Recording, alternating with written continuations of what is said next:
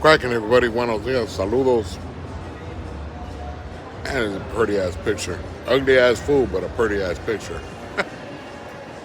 Anyways, I'm doing something that no other YouTuber will attempt or even try. It's at the shiznit. I am at Montebello Mall. And I'm doing a video at Montebello Mall. Damn, I need a shave. But I'll shave today because I got my granddaughter's baptism. So, I'm at the mall purchasing some jewelry for my granddaughter. And I have to wait. They're like getting treated like a regular customer at the jewelry store. The jewelry store I go to, I'm not a regular customer. I'm not just some flunky. They actually treat me as if I'm some bigwig. One, because they see me on TV. Two, because throughout the years I've purchased a lot of stuff from their company, from their jewelry store. So the assistant manager the manager doesn't come in until 12. Once they see me, it's a whole different ball game. All the terms are going to change, and that's what I'm waiting for. Right now it's only 11:20, so I still got a little time. So last night, and maybe because it's Mother's Day or it's getting close to it, I had a dream about my mother. My mother's been gone since 1993. She passed in 1993. Right after I got convicted and I was sentenced to the life term, she passed. I'm not going to get into the details on how she passed, but she passed. Now, this is something I've struggled with. And maybe some of you guys can understand it, or maybe you guys can see where I'm coming from and maybe not make the same mistake that I made on being busted when your mother's gone, when your mother passes, or anybody from your family in F-back. But my mother's particularly, because that's the ones we tend to be closer to. So, when my mother passed, I was in reception, 21 days into reception. And they told me, they called me in, and I thought I was seeing the CSR board. Man, I can't speak for nothing.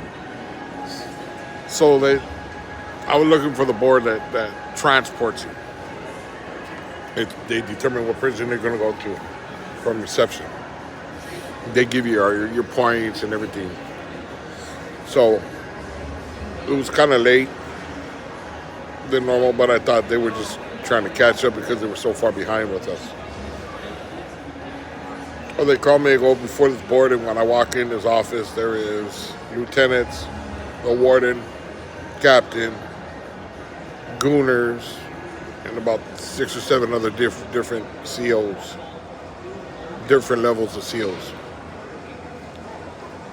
As soon as I walked in there, I was a little curious. I was like, man, what happened? Well, I had did something, so I was a little worried that somebody had told. So what happened was,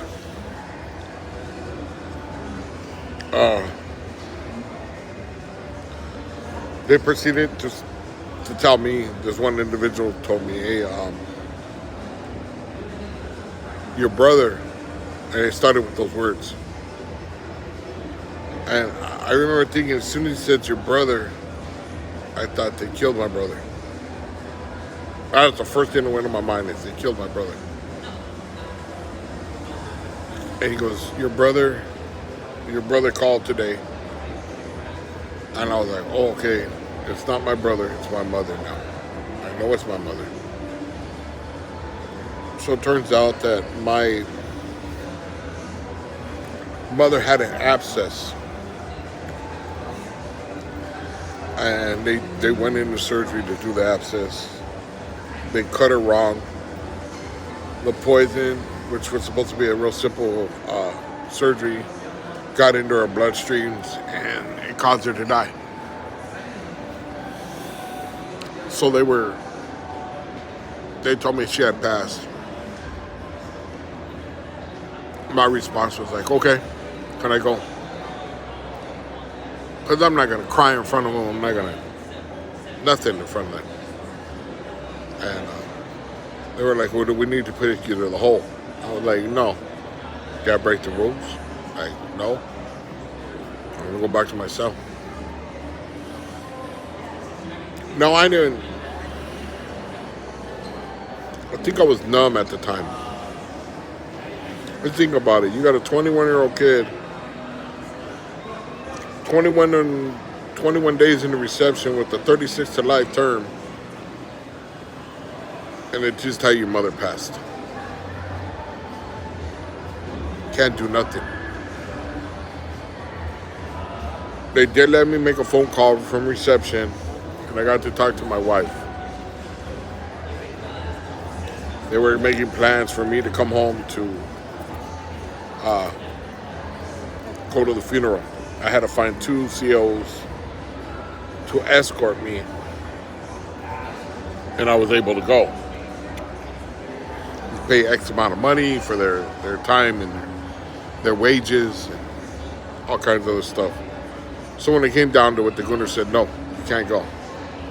You're a high-profile gang, you're not going anywhere. It's a gang-related funeral, which it's my mother. It wasn't gang-related. But just the same, that's the way they took it.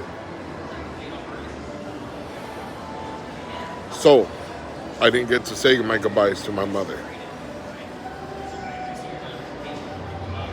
So as the years went on, my wife used to come to visit.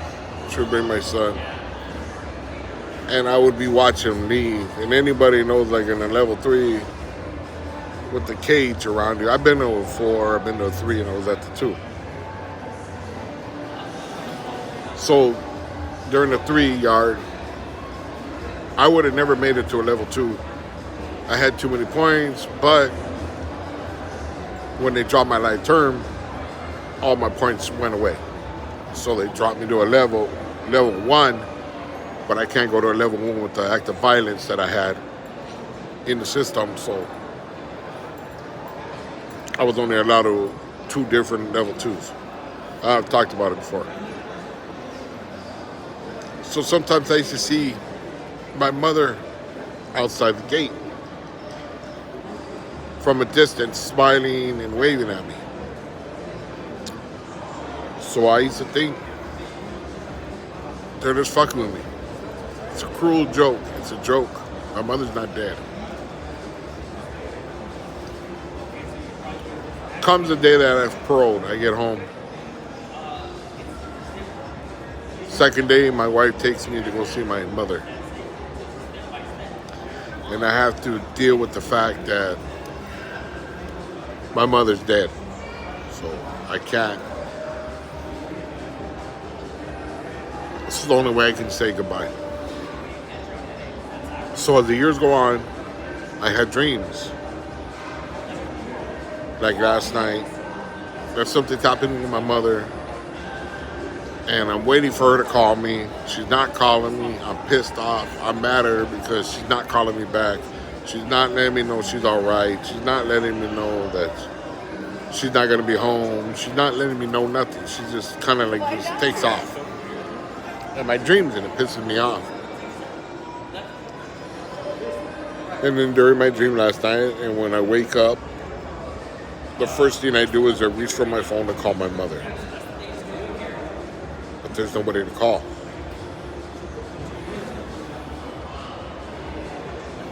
And I'm starting to really believe